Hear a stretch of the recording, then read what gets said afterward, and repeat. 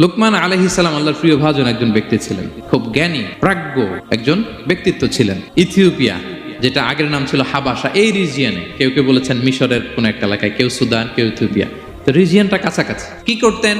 বেশিরভাগ তাফসিরে এসেছে তিনি মেষ পালক ছিলেন, ছাগল চড়াতেন, এবং তিনি দাস ছিলেন। মুক্ত জীবন তার ছিল না। তিনি একজন মনিবের আন্ডারে তার ছাগলগুলো মরুভূমিতে যেয়ে চড়াতেন। মজার ব্যাপার হচ্ছে, সারা দুপুর, সারা বিকেল, সারা দিন ছাগল চড়িয়ে আসার পরে লোকমান যখন বাসায় ফিরে আসতো, তখন এলাকার লোকজন সবাই লোকমানের কাছে জড়ো হতো, আর উনি তাদেরকে তার প্রজ্ঞা, তার বিজ্ঞচিত কথাগুলো শেয়ার করতেন, শোনাতেন, এগুলো বলতেন। তো এগুলো দেখে লোকমানের মালিক অবাক, কিরে, আমার কাছে এলাকার কেউ আসে না, কিন্তু আমার দাস দেখতে কুৎসিত কালো, এই লোকমানের কাছে সবাই এসে ঘিরে থাকে, কি ওর কাছে কি পায়, কি আছে ওর কাছে? তো শ্রোতাদের কয়েকজনকে ডেকে বললো, ঘটনা কি? তোমরা সবাই লোকমান সন্ধ্যাবেলায় ফিরে আসলে তার পাশে জড়ো হও কেন? কি পাও? কি ওর এত বিজ্ঞতা, এত জ্ঞান, এত প্রাজ্ঞতা কিসের দেখি? তো আজকে সন্ধ্যাবেলায় ফিরছে, উনি বলতেছে, ইয়া লোকমান, একটা ছাগল জবাই করো, ওয়া আখরিজ মিনহা আতিয়াবা মুদগাতাইন, এবার এই ছাগলের সবচেয়ে শ্রেষ্ঠ দুইটা অঙ্গ কেটে নিয়ে আসো, যাও। লোকমান যে ছাগল জবাই করে, ছাগলের জিহ্বাটা আর কলব, হার্ট, এই দুইটা কেটে নিয়ে আসছে, বলতেছে এই দুইটা শ্রেষ্ঠ। বলছে আচ্ছা ঠিক আছে। মালিক আবার বললো, ওয়াজবাহ লানা শাতান উখরা ইয়া লোকমান, যাও আরেকটা জবাই করো,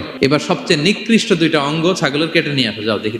আখরাজাল লিসানা ওয়াল কলব, সে আরেকটা ছাগল জবাই করে আবার জিহ্বা আর হার্ট, কলব কেটে নিয়ে আসছে, বলছে এই যে এটা সবচেয়ে নিকৃষ্ট। তো মালিক বলে, মা হাযা ইয়া লোকমান, শ্রেষ্ঠ দুইটা অঙ্গ কাটতে বললাম, জিহ্বার কলিজা হৃদয় কেটে নিয়ে আসলা, বললাম সবচেয়ে নিকৃষ্ট দুইটা অঙ্গ কাটো, আবার জিহ্বার এটা কেটে নিয়ে আসলা। লোকমান বলতেছে, জিহ্বা আর হৃদয় যদি শ্রেষ্ঠ হয়, কলব যদি শ্রেষ্ঠ হয়, এর চেয়ে শ্রেষ্ঠ অঙ্গ আর হতে পারে না। আর জিহ্বা আর কলব যদি খারাপ হয়, মানুষের মুখ আর হৃদয় যদি খারাপ হয়, এর চেয়ে নিকৃষ্ট অঙ্গ আর হতে পারে না। সে তো অবাক, তাই তো?